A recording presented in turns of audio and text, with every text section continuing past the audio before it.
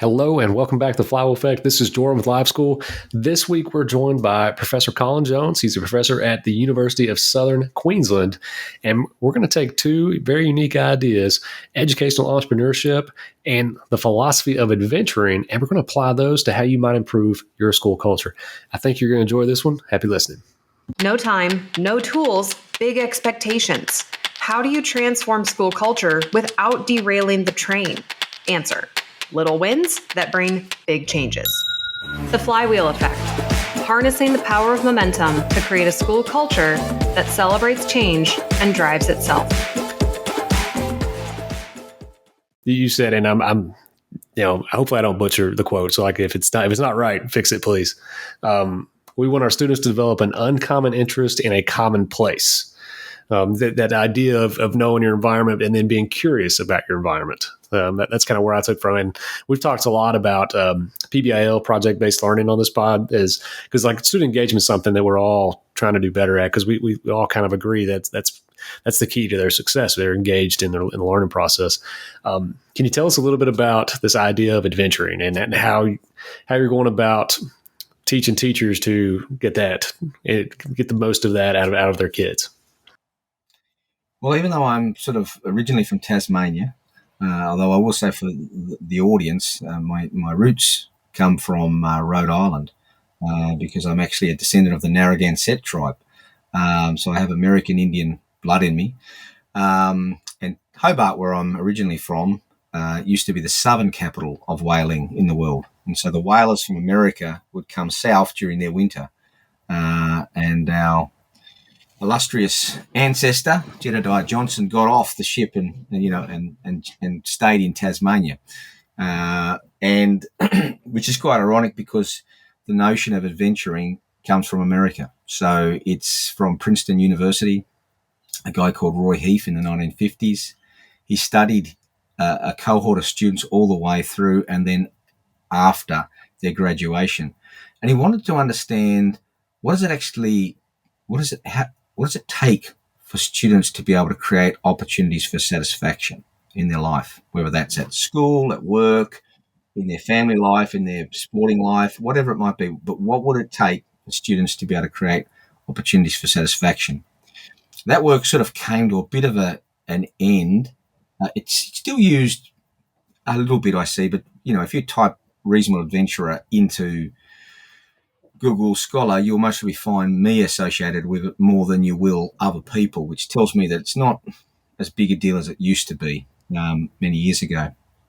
And after a few years of teaching entrepreneurship, I kept bumping into some of my students, graduates, and they'd be a bit embarrassed. It's like, oh, I've done this course in entrepreneurship with you, but I'm not an entrepreneur. I feel like I've let you down. I feel like I failed. And I started realizing that the outcome of my course when I'm teaching people who are, say, 20 years old, it shouldn't be on to be an entrepreneur because they're too young, right? That'd be like saying every time you fall in love with someone at age 16 or 17, that's it. That would be the person you're going to get married to. When in reality, that's just part of an experimental journey of finding your way through personal relationships. And at some point, hopefully it all falls into place for you and live happily ever after. So I needed an intermediate step. I needed to find something that I could build a curriculum around, which would enable students to sort of understand where they're going, what the purpose of the journey is, and at the end of graduation, be able to say, I've become, because, the engineering student becomes an engineer, the nursing student becomes a nurse, the accounting student becomes an accountant, but my entrepreneurship students, you couldn't say they became entrepreneurs because they just weren't well enough equipped with life experience and everything else that goes into that process. So I came across the notion of a reasonable adventurer, and I thought, that's pretty cool. If I could get my students to sort of visualize this notion of being able to graduate with a capacity to create opportunities for satisfaction, that would mean I've done my job in a meaningful way, and it would have straightened them up in terms of having some attributes that would enable them to really stay focused on whatever it is that's going to come to them in their life. And so that's where the notion of adventuring came from the idea of the reasonable adventurer. There are 6 attributes to that. The first one is intellectuality. And that simply means that the student isn't going to take anything that I or the other educators would say on face value. So it's their job. Their job is to understand, when does an idea or a theory, when does it actually, when would it actually mean something in reality, right? So it's up to them to ask the question, well, under what context would that make sense? Under what context would that not apply? So that's their job. The second attribute is close friendships. So creating a curriculum where students get to know each other at a really deep level, so they understand each other's worldviews. Well, I see the world that way, but gee, my colleague over here sees the world that way. You know, what does that mean? Why might they view it differently? Why? And so being able to change your own worldview because you start to understand other people's worldviews. The third attribute is personal judgments. So actually creating opportunities for people to make decisions and then find out that those decisions have consequences or don't suit them as best as they could, and being able to go back but to build the confidence to be able to make decisions based on their own values as opposed to what they think someone else wants them to do. The fourth attribute is a tolerance for ambiguity. I'm an absolutely brilliant educator in this regard because I'm so unorganized that I bring natural ambiguity in my students' lives. They're like, what are we doing? And I'm like, I don't really know. And I'll explain that in a minute, why I wouldn't know. Yeah.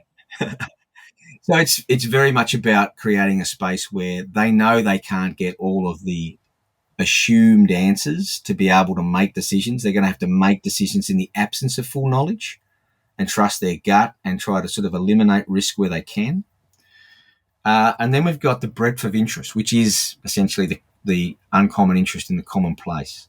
And so rather than assuming, oh, when I graduate, I'm going to go to New York and get a fantastic job because that's where everything happens, it's going to say, well, actually here in Ohio, if that's where we were, there's actually plenty of opportunities right underneath your feet. You've just been dreaming of this other world that you think you need to go to be successful, when actually, what is it you want to do? Because maybe you could do it here. Maybe it would be easier here because you've actually got lots of social capital. You've already built up a bit of human capital in an industry, and you actually therefore can access resources much easier than you would if you landed in New York and you don't know anyone. You've never worked in any industry there and you wouldn't even know how to get hold of the resources. So making sure people actually understand what they would be leaving behind if they were to leave, their roots. And then lastly, which sort of plays into another one of my strong points, is a sense of humor. So having a really light atmosphere in the teaching environment where everything is benign. No one's taking the mickey out of someone by making fun of them at someone's expense. We can have a joke, but it's a joke which is much harder to do these days with political correctness and all those sorts of things. So, but trying to reset everyone's expectations so that people aren't going to get tripped up quickly or triggered by something they might think is offensive, when actually we're just trying to use humor as a means of sort of just lowering everyone's guard a little bit. So those 6 attributes are what I've built my curriculum around, making sure that the student experience unfolds through that process. Hearing this quote that Jordan mentioned, and you mentioned again about the uncommon interest in a commonplace, I was trying to figure out, okay, so how do teachers make it a commonplace for students? And based on that explanation, it sounds like it's really in the relationships and the culture you've built within this classroom. Would you agree? Yeah. And I think the key is that I don't bring the context. I'm only bringing a process. So many of my graduates over the past were woken up haunted by this notion of, it's okay, just trust the process. And many of them would say, whoa, what process? Because maybe that hasn't become quite as apparent to them. One of the challenges here is you could look at what I've done in the past with students from a problem-based learning perspective. You could, but one of the differences is that I don't bring the problems. You can set off, because obviously problems can be opportunities, right? But whether you view it as a problem you want to solve or an opportunity that you sense is there to be tackled, it's from their hearts and their minds. So it's not, I don't say, hey, I've met an entrepreneur down the street, or I've met someone in the local community who needs this problem solved. So I have I've always been too fixated on this. I don't want to, I'm giving them the process. I think that's enough. I don't want to then enforce on them a learning context. So it's up to the student to actually work out what matters to them. What actually are they interested in? And so some students, especially international students, sometimes will say, I don't know. I don't really know what I could actually focus on. And so my starting question will always be, well, if you weren't sitting here with me right now, what would you most like to be doing? So someone says, I would like to be riding my horse. I'd like to be playing video games. I'd like to be down at the skate park. I'd like to be doing whatever it is, finding out what they would most like to do if they weren't here at the university, if they weren't sitting with me, if they weren't in class. What would they most like to be spending their time doing? Once they nominate something, and everybody has something that they can nominate, then the follow-up question is, fantastic, how do you think you could create some value in that space? Now, everybody can create value in the space that they're most interested in. So I'll give you an example. I had a young Malaysian student, Muhammad, and he was from an area in Malaysia where he would spend most of his time playing indoor soccer. I think it was because he could get out of the heat. Maybe it was a air-conditioned sort of room, but he loved to play his indoor soccer. And that was his answer. What would you most like to be doing if you weren't sitting here with me? And he said, well, down at the gym playing indoor soccer. I'm like, fantastic. So how could you create some value doing that? And he went away and thought about it. He came back and said, I'm going to run a World Cup using all the nationalities that are present here at the university. I'm going to run a World Cup 3-on-3 or something like that, soccer tournament. So fantastic. That sounds great. So off he went. Anyway, ran the program, ran his tournament, went very well.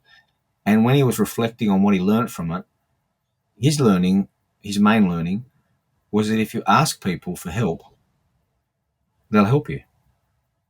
That's a great learning, right? Because how many of us try to do something in life where we're too stubborn, we can't tell anyone what my idea is. My gosh, they'll pinch it, which happens about 1 every million times you tell someone an idea. This fear that you don't have it well thought out enough, and that they'll think it's not good, that kind of thing. Yeah, exactly. And it's a very irrational way of thinking about things, or you want people to sign non-disclosure agreements like, mate, do you want me to help you or not?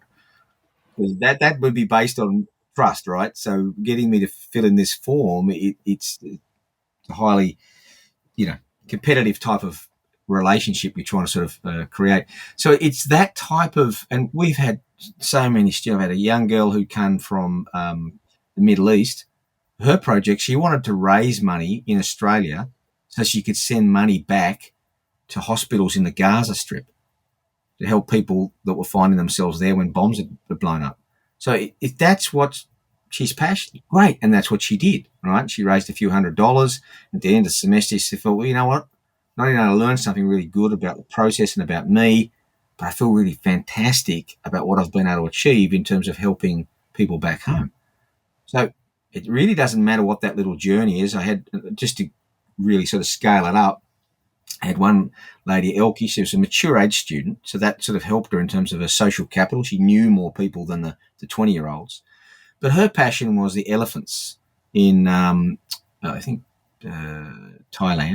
But anyway, elephants that are essentially kept prisoners, tied up with barbed wire sort of collars, so to speak. And so her passion was to get over there and help a project that sort of frees these elephants, rescues them. So it sounded like a pretty big idea, but for her it was like, I have to run two big dinners in Tasmania where I invite people to come along and pay more than they need to for the food. She did that. She raised enough money to get on the plane, to go and volunteer. She did that during the semester. She got back before the end of the semester. She came in, she put up on a slide, put up on her PowerPoint slides, her in the mud down there with her tin snips, cutting the barbed wire, getting these elephants, having the elephant put its trunk around her to say thank you and all this sort of stuff. And the other students look at that and think, wow, your passion has taken you somewhere, and we can see how you've actually gone on this adventure. You see, you had a lot of obstacles to get through, but you managed to solve them.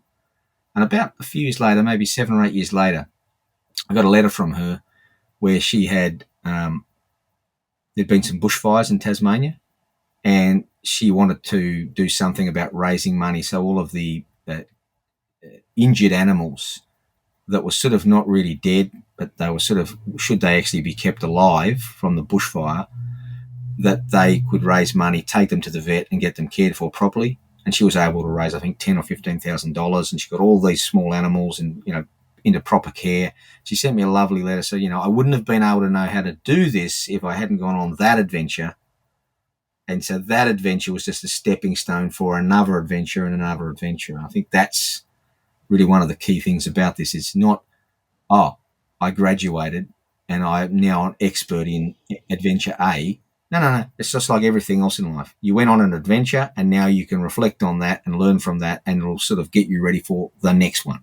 So kind of to tie that back to, K through 12 education, that idea of adventure and those attributes you spoke of, those are things that they can carry over into anything. You know what I mean? And you started from an idea that I don't think we start off from there all that often in education, is the idea of how can we, what is going to bring the student satisfaction once they finish.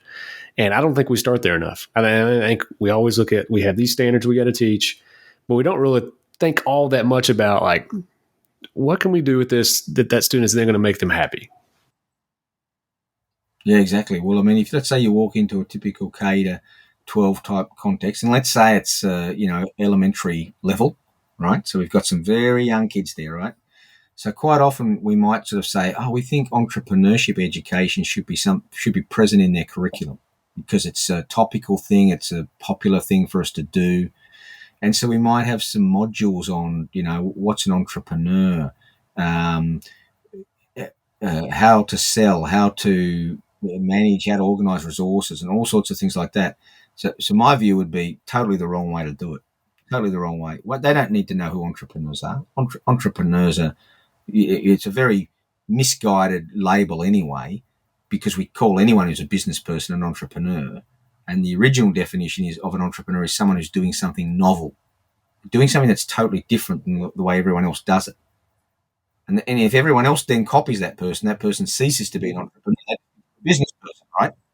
So it should be something that we only give to the people who really do something quite different, right? Everyone else is just a business person. It leads us really nice into the last question I was going to ask, because there's kind of the idea about preparing students for the workforce and for college, and for particularly a workforce that's changing pretty drastically and in a lot of ways. I even, some context on myself. I do remote work. I do some freelance work. Those are things that I did not know anything about 10 years ago. And the world changed quite a bit. And here I am. Tell us that idea about remote work, freelancing, and what that means for students who are preparing to enter the workforce, particularly like how can teachers help them? Well, I think the main thing is it's to get people to view it as an apprenticeship. So I'm not sure how widely used the word apprenticeship is in America, but apprenticeship, typically the notion that, you're going to be a builder. So in the first year you're doing something on that building site, you're not expected to be an expert.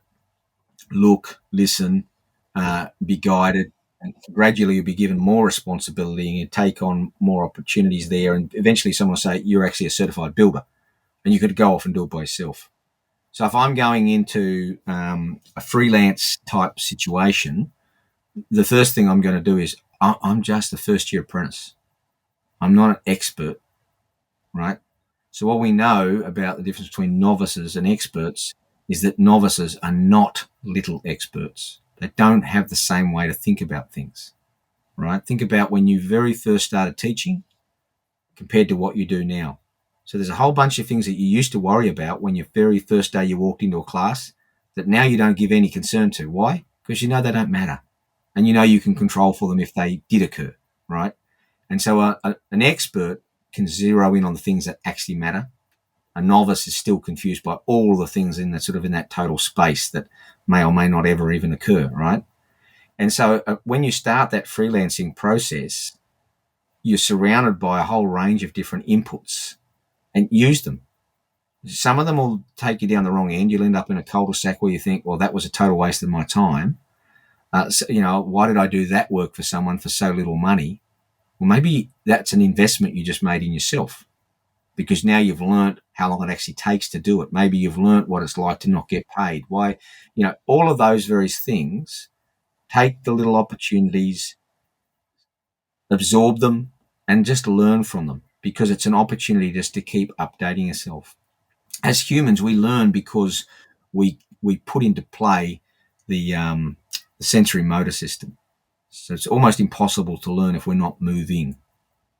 And what freelancing gives us an opportunity is move in, surprising directions, because we might go into a co-working space maybe, and we get introduced to different ideas and things that we might not have actually anticipated. Just view it as an apprenticeship.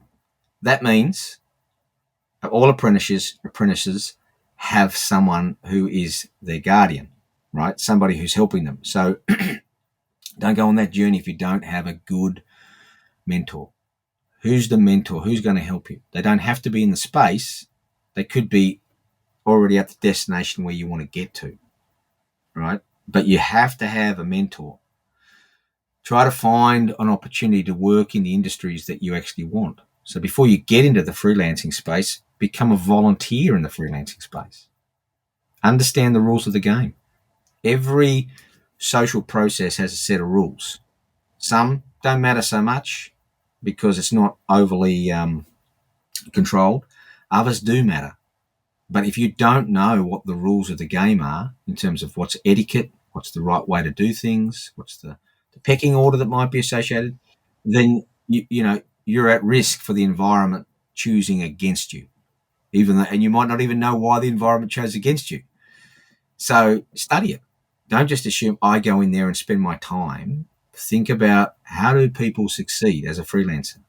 What type of journey do they actually have to? What sort of price do you have to pay to become knowledgeable in that space?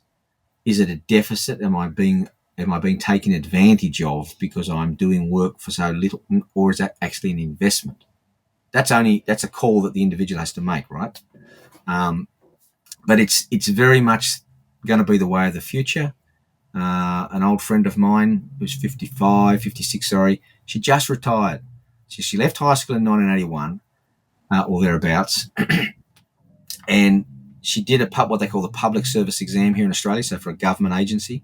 She got a job there when she was 16, and now 40 years later, she's completed 40 years of service. And then she can retire. And, if she's lucky enough to live to 90 odd, she's going to have a fantastic pension for the rest of her life. Great. Well, that opportunity doesn't exist anymore. One, you'd have to go to university for a start, just to be a chance to get into the public service. And even then, chances are you're not going to have 40 years of employment. So things like freelancing are really going to sort of almost be a rite of passage for a lot of people in finding their bearings, making sense of things. So don't look to be an expert there. Don't think that you have to be a master there. View it as a learning space, learning about yourself, an opportunity to invest in yourself. And one of the things I'll leave you with is the biggest cause of anxiety is thinking about success. I want to be successful. So the easiest way to take all of that burden away is to base your success on two questions. What is it you want to, at this point in time in your life, what is it you want to do?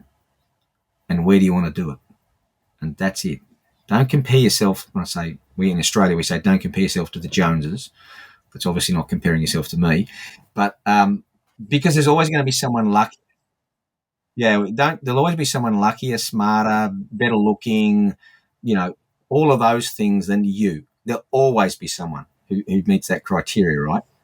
So if you can ask the question, what is it you most want to be doing now, this week, this month, this year? What is it you want to do?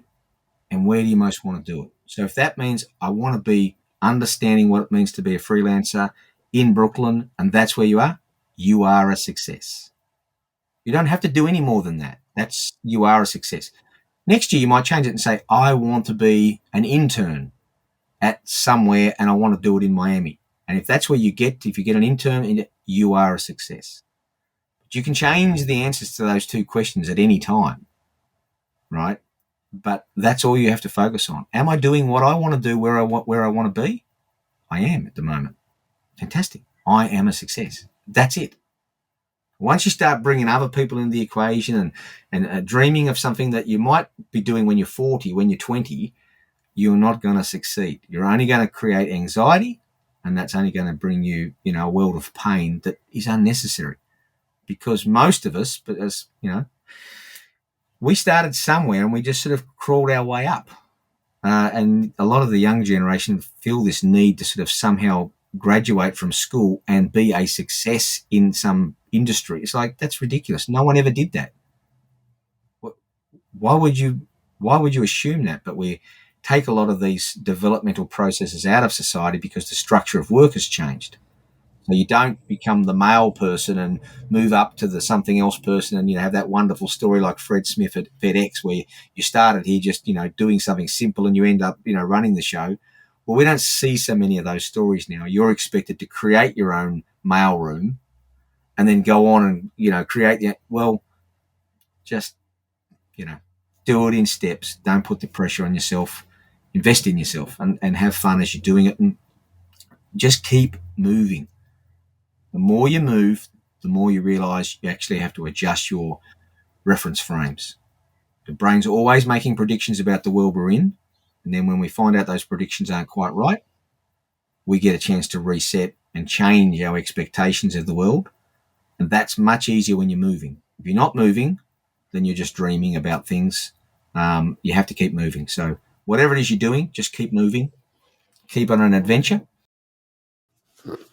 Carl, this has been fantastic. These are some topics we don't talk a lot about, but they're things that can be applied very easily to teaching and running schools and when you're talking with students and those kind of environments.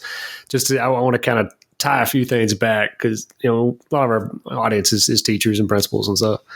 The idea of, adventuring and, developing that curiosity, that is how you create engagement in your classroom. And those 6 attributes those are 6 attributes that would be great students as well. And if you could set up your environments in your school or your class to where those things thrive, you're going to be successful. The other piece there here at the end where we're talking about freelancing, I don't know if you realize in that context, but that's some great social emotional learning advice. For students who are going through a lot of anxiety, they want to be successful, but they compare themselves to people on social media. They compare themselves to celebrities.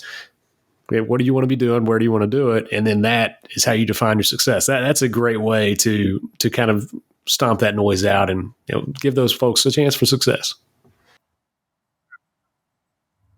Absolutely. I mean, sometimes it's hard, and it sort of comes right back to the very first question you ask, which is an uncommon interest in the commonplace. Well, an uncommon interest in yourself, that's a fantastic place to start. The best person you're ever going to meet should be you, and the person who you're going to rely on the most in life when things go south is you. You'll always be present in your worst times, and you can't guarantee that other people will be.